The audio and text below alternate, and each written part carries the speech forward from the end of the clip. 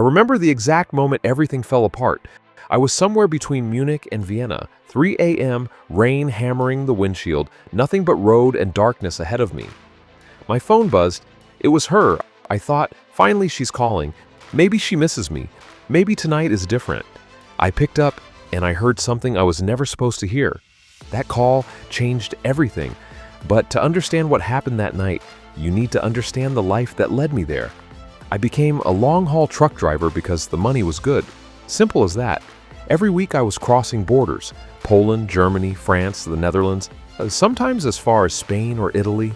Thousands of kilometers, different countries, different time zones, different languages on the road signs, but always the same seat, the same steering wheel, the same radio crackling in the dark. Here's what nobody tells you about this job. You are physically present in your truck for up to 90 hours a week. EU regulations, specifically Regulation EC number 561/2006, allow up to 56 hours of driving per week, but with loading, unloading, paperwork, and waiting, you're rarely off duty. I would leave home on a Monday morning. My wife would still be asleep. I'd kiss her forehead quietly, grab my bag, and walk out the door. And I wouldn't walk back through that door for 3, sometimes 4 weeks, 3 to 4 weeks. Think about that. Think about what that does to a marriage. Her name was Anna. We met when we were 23, got married at 27. She worked at a factory, steady hours, same colleagues every day, a routine that grounded her. But I was the opposite, always moving, always somewhere else. In the beginning, she was proud of me. The money was coming in. We bought a flat together, our flat. She decorated it, put up curtains she chose herself, a little plant on the windowsill that she watered every morning. I remember looking at that flat the first time I came home after a long run and thinking, this is what I'm working for. This is worth it. But somewhere along the way, I stopped noticing the curtains. I stopped noticing her. When you're gone for 3 weeks, you miss so much. Arguments she had with her boss. A bad day she had on Tuesday, a film she watched alone on Saturday night, wrapped in a blanket, wishing someone was next to her. And when I did come home, I was exhausted. My body was there, but my mind was still on the road. I wanted to sleep. She wanted to talk. We started snapping at each other over small things, the dishes, the money, plans we'd made, and I'd canceled again. The arguments got worse, and then something even more frightening happened. They stopped. She stopped arguing. She just went quiet. I know now from every relationship psychologist and marriage counselor I've read since that when a partner stops fighting, it's not peace. It's withdrawal. It means they've already started grieving the relationship while you're still in it. But I didn't know that then. I told myself she was just tired, that things would get better, that the next run would be the last one this hard. I made promises I couldn't keep. Meanwhile, back home, Anna was spending more time at work, staying later, coming home quieter. She mentioned a colleague once, just casually the way you mention someone you see every day. His name was Merrick. He worked in her department. I didn't think anything of it. Why would I? I trusted her, and that trust, that blind, lazy trust, was the most dangerous thing in my relationship. It was a Thursday in November. My delivery got canceled last minute. Some issue at the depot on the receiving end. For the first time in months, I was heading home 3 days early. I didn't call ahead. I thought, she'll be so happy. A surprise. I drove through the night. I was actually excited, like a kid. I stopped at a petrol station and bought flowers, cheap ones from a bucket near the register, but still, I was smiling. I hadn't smiled like that behind the wheel in a long time.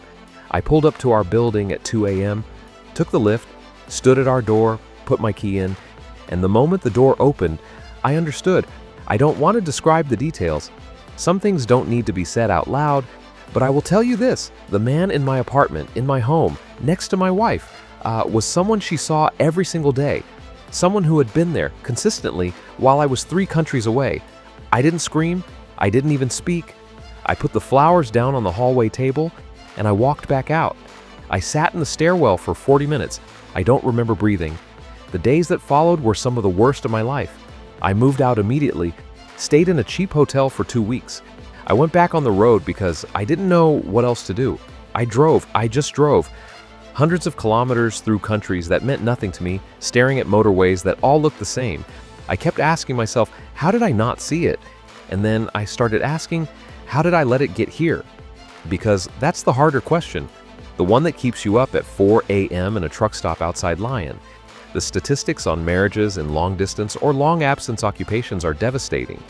Studies from across Europe consistently show that couples where one partner works away from home for extended periods face significantly higher rates of relationship breakdown compared to the general population, with loneliness, lack of emotional support, and the erosion of daily intimacy cited as the primary drivers.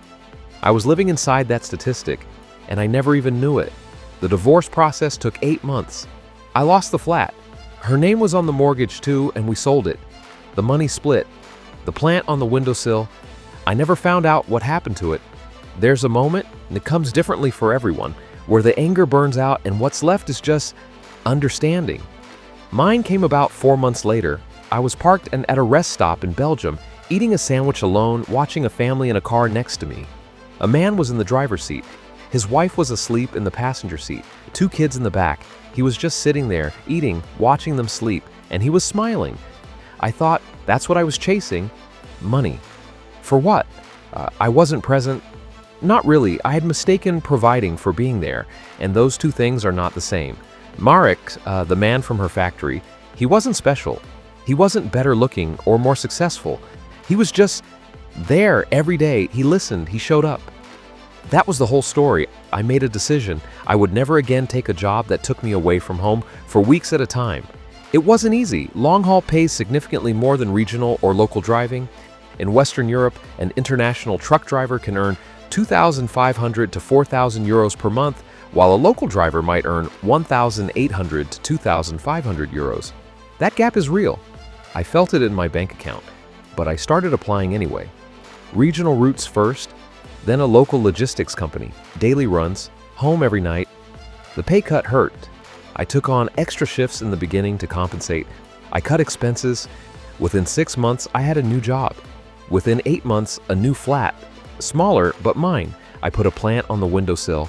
And somewhere in that process, I met someone. Slowly, carefully. I wasn't looking. I was still rebuilding myself. But she was patient. And I was present. Actually present this time. I won't make this a fairy tale. I still carry what happened. Some nights, the road still feels more familiar than any room with 4 walls. Old habits don't disappear, they just get managed. But I'm home, every night, and I'm never taking that for granted again. If you're a trucker watching this, or someone whose partner is always away, I'm not here to tell you what to do.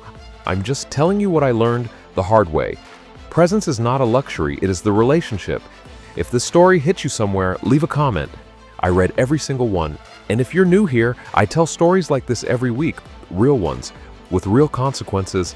Subscribe because next time it gets even more complicated.